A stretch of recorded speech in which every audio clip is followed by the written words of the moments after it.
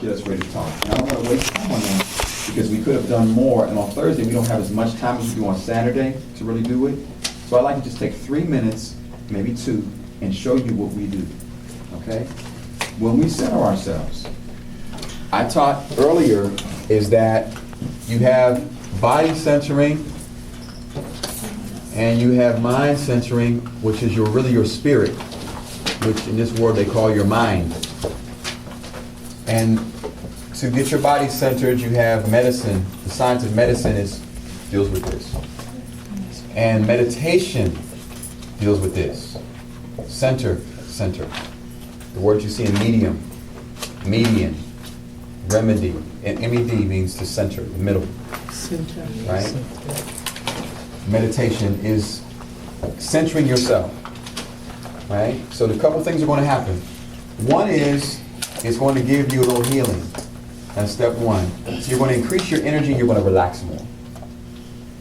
You'll find that whenever you are not relaxed, you do silly, ineffective things. Matter of fact, the state you want to have is a state where you have a lot of energy, but you're very, very relaxed. That's like called being in the zone. If you're ever playing sports or in any performing thing and you get this feeling when you're relaxed, but you're full of energy, it's like stuff happens effortlessly. You don't have to think about it anymore. Right. It's all automatic.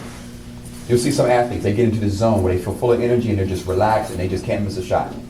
And every one of us gets into this sometimes. You're just in this zone. But meditation is how you stay in that zone all the time.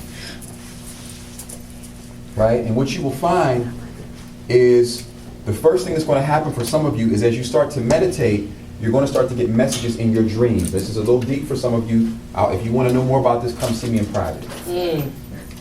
But you will start to see your dreams will change at night. And at one point you will have a dream and you will get into a dream and you'll know I'm dreaming right now. Like you'll be asleep and you'll be dreaming and you'll know this is a dream. And I'm supposed to do this right now. I'm telling you, trust me, this will happen. Right now you dream and you think it's real, but you'll realize this is a dream. And you'll go into the dream that way. Right? Okay? Now you come on in. As a matter of fact, for those of you who are in high school, you can sit where you want. Sit right there. For those of you who are in high school and you study Shakespeare, I'm not going to get into Shakespeare too deep, but Shakespeare did not write the Shakespeare works. Just trust me, people know that. The person who wrote them was a Rosicrucian, and the book A Midsummer Night's Dream is about a dream within a dream. Of course, it's a deep book. That's why Shakespeare is the most popular author in history, because he was someone who practiced this, the person who really wrote the books. That's why his books are so popular. And people know this. They don't teach you that in school. You just confused the heck out of me. I'm just giving you a seed to see about later. But the most important thing is that most of you are dreaming all day. You're asleep 80% of your day. You're like, what? You are daydreaming most of the time, I'm telling you. Most of you are not really aware. You're daydreaming. That's why thoughts come to you out of nowhere. Feelings come to you that you don't want to feel. You just start feeling a certain way and you don't know why I feel this way. Hit it just right on the head. A song comes into your mind that you don't like. Oh, you can't. All these things happen to you. Goodness. And what happens is all the way. the first part of this part of your spirit, the Sahu part, means you're in a dream state. That's what that means, that you are daydreaming 80% of the time.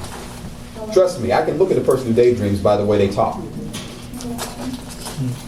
And it's okay. It's not your fault. That's a normal part of childhood. But the goal of meditation is to take you to the point where you wake up.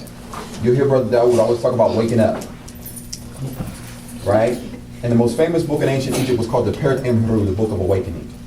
About the day when you wake up and you're no longer daydreaming, you're no longer dreaming. Most of you are dreaming most of the time. I'm telling you. You're not really thinking. Thoughts just come to you out of nowhere.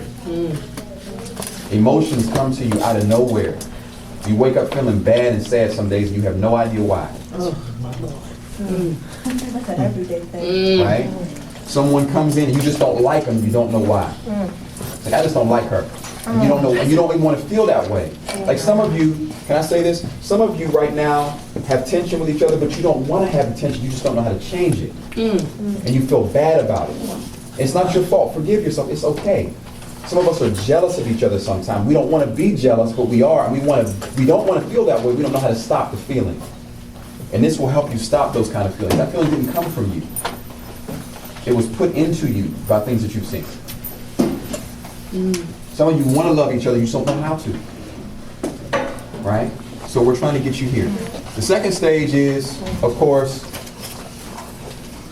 is we'll be able to make changes. I'm just putting this out because this was a focus for today.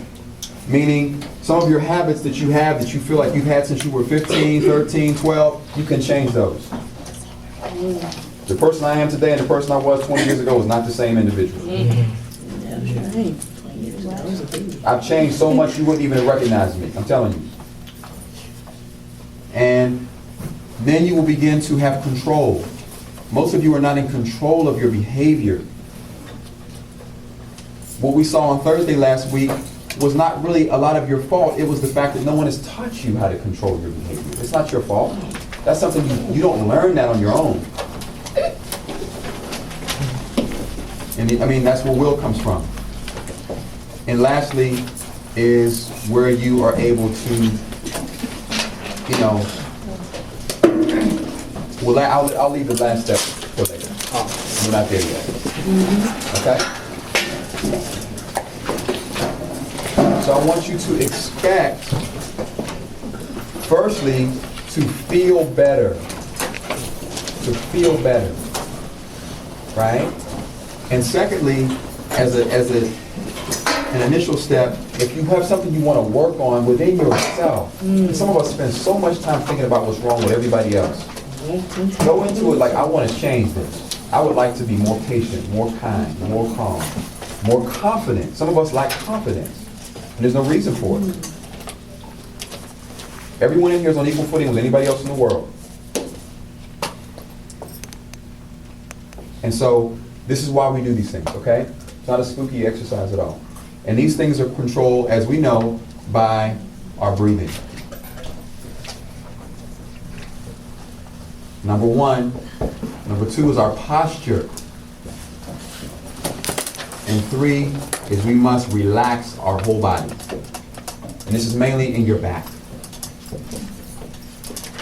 And they give you a whole bunch of spooky things about yoga. Really, yoga is the science of strengthening your back. Can I tell you really what it is? Yes. Without all the spooky stuff? When you do yoga, it strengthens your spine and lengthens your spine. So that you're able to stand like she stands all the time and not use any energy to do that. And so when you walk like this, or like Tiaja walks as well like that, and there's others in the room, and if you don't worry about that. I'm not criticizing you. But when you walk a certain way, you will feel a certain way. Naturally. Right? When you change your position of your body, it affects your spirit instantly. If I just go like this right away, I feel a certain way. If I go like this, I feel a certain way. If I walk like this, if I stand like this, if I go like this, that your mind and body are connected to each other, just like this. And so, we're teaching you how to maintain a certain state of mind all day, every day. But you must practice it. It's like a piano. If you tune a piano up, you go back 2 weeks later, you have to tune it up again. Tune it up again until it'll stay in tune. Right? I don't want to get too much deep into it, but I'm saying this because this is important, and some of us still don't understand why we're doing it. We have some new people, and I would refuse to allow my child to be a part of a program where they're doing stuff they don't understand. If he was doing something, she was doing something, and it's like, I don't know what we're doing. I'm like, well, I don't want you participating in that.